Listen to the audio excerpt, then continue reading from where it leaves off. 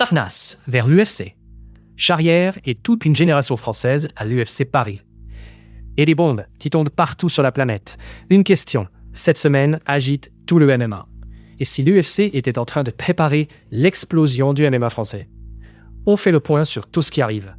Bienvenue sur Capsula Studio. On commence par le dossier brûlant. Selon plusieurs médias spécialisés, Saladin Parnasse aurait signé à l'UFC et pourrait faire ses débuts dès le 5 septembre à l'UFC Paris face au vétéran Dan Hooker. Une bombe. Mais une bombe qui reste, pour l'instant, à confirmer officiellement. Juste avant, la presse le décrivait encore agent libre en négociation. Alors pourquoi c'est énorme?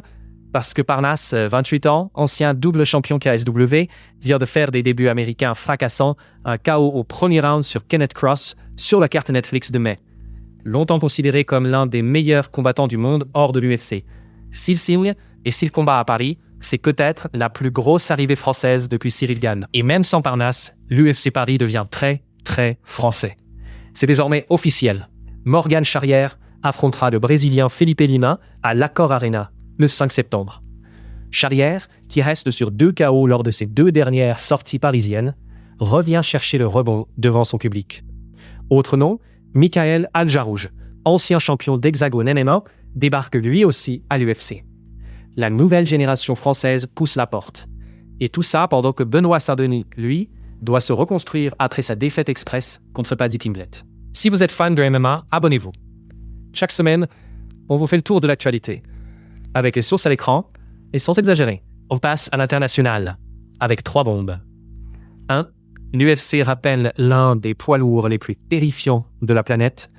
Robelis d'Espagne, le géant cubain de 2 mètres, re-signe après 8 victoires de suite et un KO de Junior Dos Santos. 2. Conor McGregor a publié des images de reprise d'entraînement après sa blessure au genou. Prudence, aucune date de retour n'est confirmée, mais l'Irlandais fait déjà parler.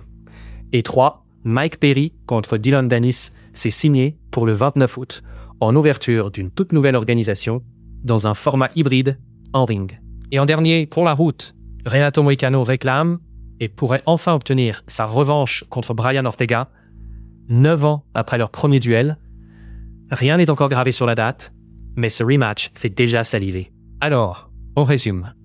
Parnasse a confirmé, un UFC Paris de plus en plus tricolore et des bombes partout sur la planète. Le MMA français n'a jamais été aussi haut. Si ce tour d'horizon vous a plu, abonnez-vous et on se retrouve très vite sur Capsula Studio.